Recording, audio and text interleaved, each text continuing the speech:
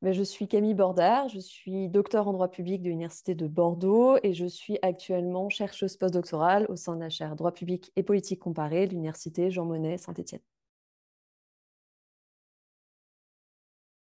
Donc, j'ai réalisé ma thèse sous la direction de la professeure Marie-Claire Pontauron et ma thèse portait sur l'analyse d'un discours doctrinal.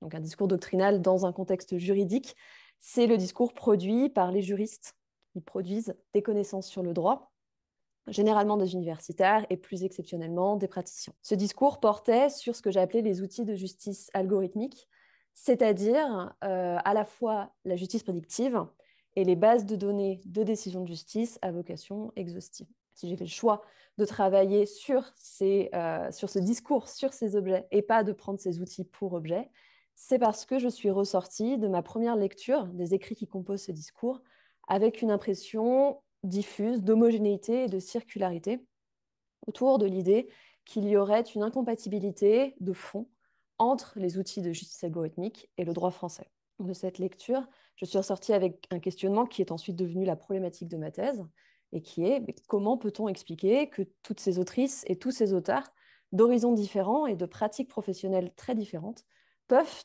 ensemble arriver à une conclusion relativement similaire en des termes eux-mêmes remarquablement similaires.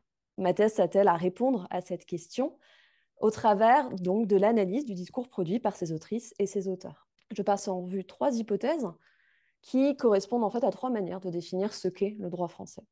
Et c'est à l'issue de la 3e que je pense avoir identifié le véritable enjeu soulevé par ces outils de justice algorithmique.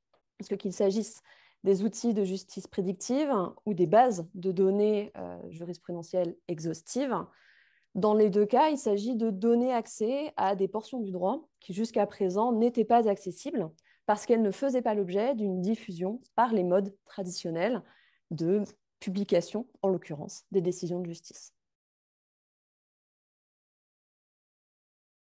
J'ai fait l'étude d'un corpus de 486 écrits que j'ai compilé sur la période du 1er décembre 2015 au 31 décembre 2022. Pour faire l'analyse de ce corpus-là, j'ai mobilisé une méthodologie mixte, c'est-à-dire basée à la fois sur un dispositif quantitatif et sur un dispositif qualitatif.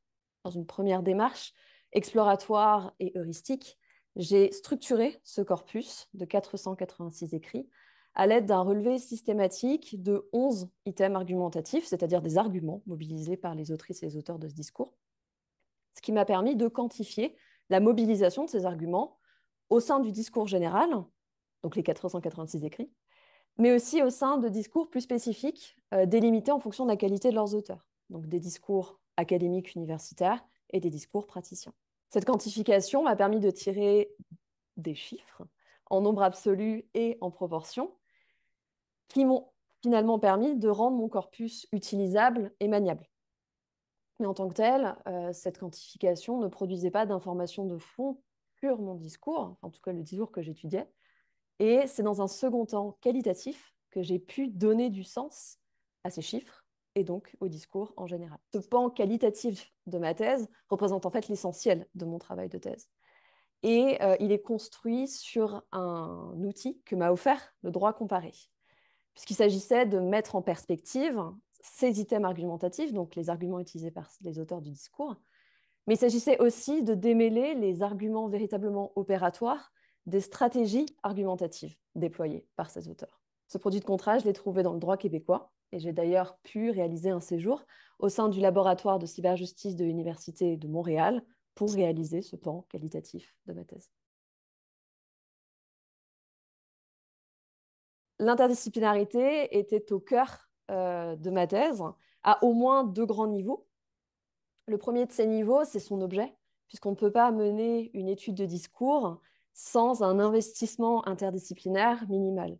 Dans mon cas, j'ai donc mobilisé à la fois des outils issus des sciences juridiques, des outils statistiques, mais aussi des réflexions issues de l'épistémologie générale, ainsi que du champ disciplinaire des analyses de discours. L'alliance de tous ces outils m'a donc permis de mener une étude de discours écrit, certes, mais un discours quand même particulier, puisque produit dans le cadre de la discipline juridique, et donc nécessairement modelé et cadré par ces codes de pensée.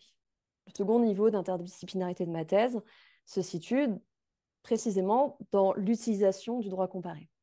Puisque si le droit comparé, je l'ai dit, m'a fourni un produit de contraste, il m'a aussi fourni un tiers-lieu où me décentrer de ma propre discipline, donc la discipline juridique. Et pour autant, je ne voulais pas que le droit québécois ne me serve que d'un outil strict.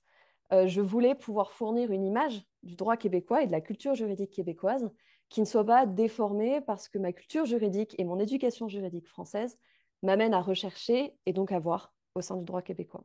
Pour éviter cet écueil, je me suis donc fondée sur une approche fondamentalement interdisciplinaire de la comparaison juridique qu'on peut qualifier de profonde ou de culturelle.